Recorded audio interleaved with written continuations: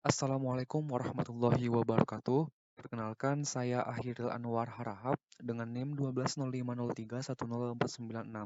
Pada video kali ini, saya akan menjelaskan tentang ujian praktikal saya yang berjudul ML01 yang membahas tentang Decision Tree. Saya berasal dari kelas Granada. Oke, langsung saja. Apa sih itu Decision Tree? Jadi, Decision Tree merupakan algoritma supervised learning atau pembelajaran terbimbing yang bekerja untuk variabel input dan output kategorikal dan kontinu, sehingga kita dapat memprediksi variabel-variabel kategorikal atau yang disebut sebagai classification tree dan juga continue atau regression tree. Nah, representasi grafisnya memudahkan interpretasi manusia untuk membantu dalam pengambilan keputusan.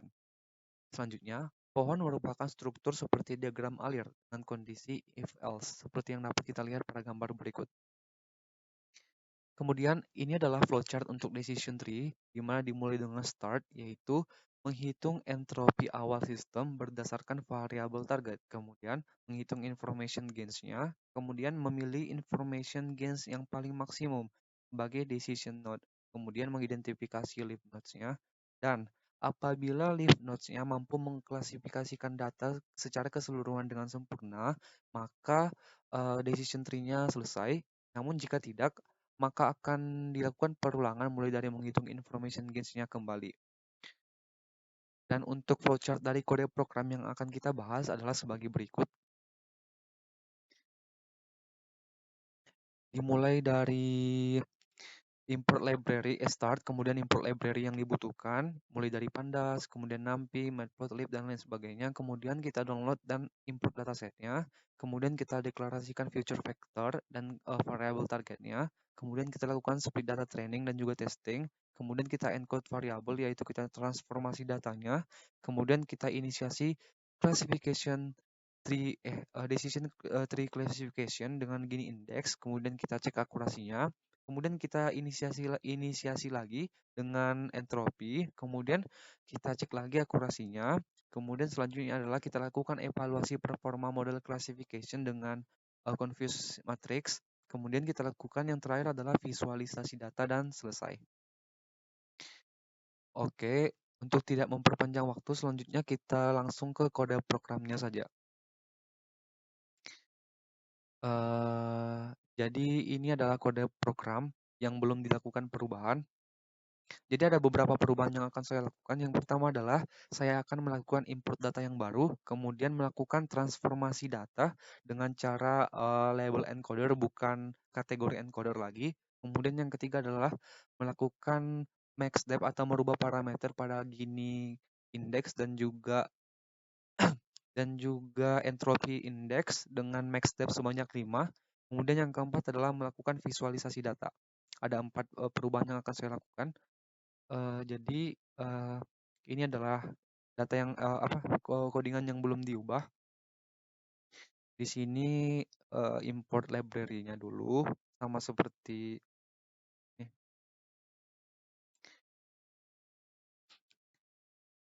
Yang langkah pertama adalah melakukan import library. Library pandas berfungsi untuk melakukan data manipulation. Kemudian NumPy ini berfungsi untuk melakukan perhitungan linear aljabar juga bisa. Kemudian matplotlib ini berfungsi untuk melakukan visualisasi data, begitu juga dengan Seaborn. Nah, di sini untuk data yang sebelumnya, atau codingan originalnya yang belum dirubah, di sini kita lakukan download dataset.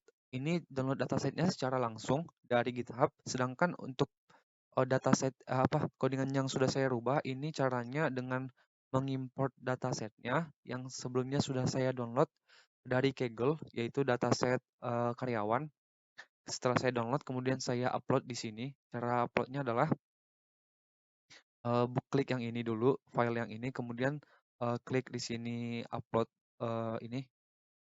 upload ini, kemudian kita pilih datasetnya. Ini dataset yang ini. Kebetulan saya sudah upload tadi, jadi sudah terupload di sini. Udah saya upload. Setelah diupload, langsung kita baca datasetnya dengan cara df pdread excel, kemudian kita masukkan ini nama datasetnya. Oke, kemudian kita uh, lihat isi datasetnya ada 9 kolom. 1, 2, 3, 4, 5, 6, 7, 8, 9. Di mana kelas terakhir ini adalah kolom terakhir ini adalah kelas targetnya nanti yang akan kita buat. Kemudian ini fungsinya adalah mengeksplorasi data df.shape ini. Jadi ada 4.653 record data dan 9 kolom. Nah, ini isi datasetnya. df.get ini berfungsi untuk melihat isi datasetnya, 5 record paling atas. Kemudian ini infonya. Nah, di sini ada dua tipe data ya pada dataset kita. Yang pertama objek, yang kedua integer. Sedangkan pada data yang ini, data pada codingan aslinya, ini ada cuma satu tipe data yaitu objek. Nah, ini untuk call names, kemudian kita lakukan perulangan. Ini tujuannya untuk melihat isi datasetnya biar lebih mudah. Di sini bestsellernya ada 3.601 karyawan, masters ada 873 dan PhD ada 179 karyawan. Dan begitu juga berikutnya. Nah, ini untuk melihat isi data kelasnya, yang diisi data kelasnya untuk karyawan yang memilih untuk meninggalkan perusahaan ada 3.053 karyawan, sedangkan yang menetap itu ada 1.600. Selanjutnya ini untuk melihat apakah ada missing value pada datanya. Karena di data kita juga tidak ada missing value, jadi kita langsung ke langkah berikutnya. Jadi kita tidak perlu melakukan pembersihan data. Ini melihat infonya lagi. Nah, ini perbedaannya. Di sini kita menggunakan label encoder untuk mentransformasikan data. Sedangkan di dataset di codingan sebelumnya, ini tuh kita menggunakan kategori encoder. Kenapa kita menggunakan label encoder di sini? Karena tipe data kita kan tadi ada dua ya, integer sama objek. Bukan objek saja. Jadi makanya kita menggunakan label encoder. Karena kalau kita menggunakan kategori encoder seperti ini, itu akan terjadi error. Oleh karena itu saya menggunakan label encoder. Namun di sini perlu digarisbawahi bahwasanya label encoder, jika data kita bertipe data kategori secara keseluruhan, sebaiknya kita menggunakan kategori encoder. Kenapa? Karena dengan menggunakan kategori encoder maka hasil akurasi dari algoritma kita akan meningkat. Ini saya sudah melakukan percobaan juga, di mana hasilnya di sini. Nah, ini menggunakan ini di sini saya menggunakan label encoder, sedangkan di sini menggunakan kategori encoder. Ini datasetnya sama, kemudian max depth-nya juga sama. Hasilnya apa? Di sini hasilnya menunjukkan bahwasanya tingkat akurasinya adalah bentar. Di sini tingkat akurasinya adalah sebesar 0,7744 untuk trainingnya, sedangkan testingnya sebesar 0,7653. Ini untuk yang menggunakan label encoder. Sedangkan untuk kategori encoder ini hasilnya berapa? Ini hasilnya lebih tinggi justru. Ini menghasilkan nilai ini 8634, 8704. Padahal max depth-nya sama, kemudian tesnya juga sama semua, datasetnya juga sama. Namun pada kode program yang saya buat, saya menggunakan label encoder. Kenapa? Karena seperti tadi, ini datasetnya berisi tipe data objek dan integer, bukan objek saja gitu, bukan kategori saja gitu. Makanya saya menggunakan label encoder. Nah, setelah kita transformasi datanya ke data yang bisa digunakan, yaitu jadi integer semua gitu. Jadi selanjutnya adalah kita menentukan feature vektornya dan targetnya. Jadi feature vektornya ini adalah kolom selain live or not. Ini feature vektornya. Sedangkan targetnya adalah live or not karena ini kelas datanya gitu. Oke, selanjutnya kita lakukan split X dan Y. Dengan cara ini kita import dulu train test splitnya. Di sini test size-nya saya menggunakan 0,33. Ini maksudnya adalah 33% itu untuk testingnya, sedangkan 67%-nya lagi sebagai data trainingnya. Kemudian menggunakan random state 42 maksudnya adalah datanya diacak 42 gitu. Kemudian kita menggunakan sklearn, yaitu decision tree classifier untuk melakukan klasifikasi. Yang pertama menggunakan Gini index. Nah, di sini menggunakan max depth sebanyak 5. Kenapa saya menggunakan 5? Karena dari percobaan yang saya lakukan, semakin tinggi max depth-nya, maka akurasinya juga semakin tinggi gitu. Makanya saya menggunakan max depth 5, padahal di sini max depth-nya adalah sebanyak 3 gitu. Oke, selanjutnya adalah mengimport akurasi score untuk melihat skor dari Gini index yang udah kita buat tadi. Nah, di sini dapat dilihat bahwa akurasi skornya adalah 0,8568. Oke, berikutnya adalah untuk melihat apakah data kita ini overfitting atau underfitting gitu. Nah, ini adalah hasilnya, di mana training set score-nya 0,8364, test score-nya 0,8568. Ini berarti bahwa data ini tidak overfitting dan juga underfitting gitu. Tapi datanya bagus, bukan over dan juga tidak under gitu. Selanjutnya adalah ini melakukan untuk entropi.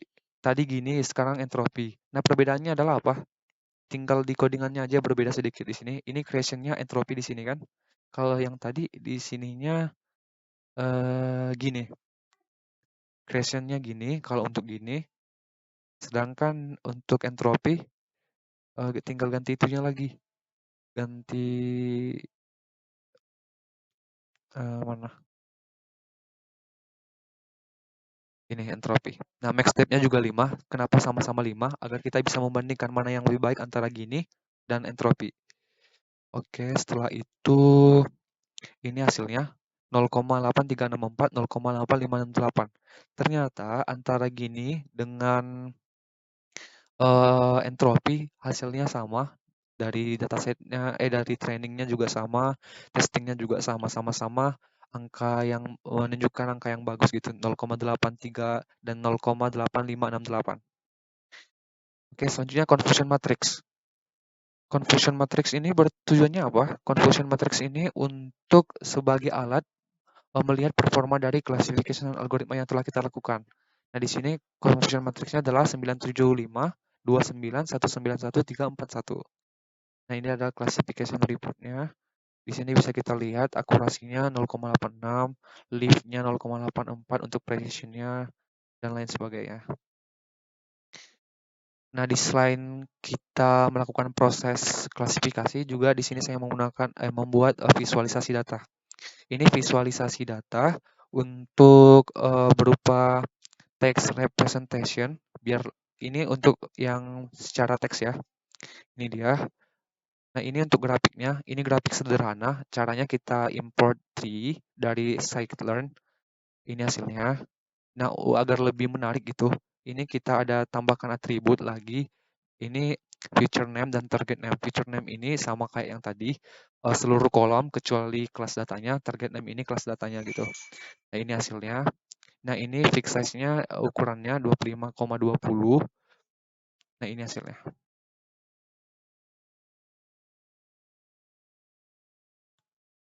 Nah, ini bisa kita save gambarnya dengan cara save pic destination tree png.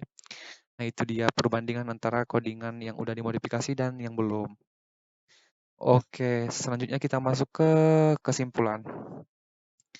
Kesimpulannya adalah, dalam proyek yang saya buat ini, saya membangun model decision tree classifier untuk memprediksi karyawan akan menetap atau malah resign gitu. Nah, pada model dengan indeks kriteria Gini dan entropi mempunyai akurasi data training dan testing yang sama, di mana data trainingnya 0,8364 dan testingnya sebesar 0,8568. Nah, untuk confusion matrixnya dan classification reportnya menghasilkan kinerja model yang sangat baik, karena ini udah termasuk baik ya, hampir mendekati 9 gitu. Nah, fakta lainnya adalah semakin tinggi max depth, maka tingkat akurasinya juga semakin tinggi. Nah, untuk data yang berisi kategori atau objek, sebaiknya menggunakan kategori encoder untuk melakukan transformasi data. Sedangkan yang bukan, kita menggunakan label encoder. Karena dengan menggunakan kategori encoder, akurasinya menjadi lebih tinggi gitu. Mungkin itu saja yang dapat saya jelaskan. Terima kasih kepada Coach Ipin dan juga Coach Habib yang telah membimbing saya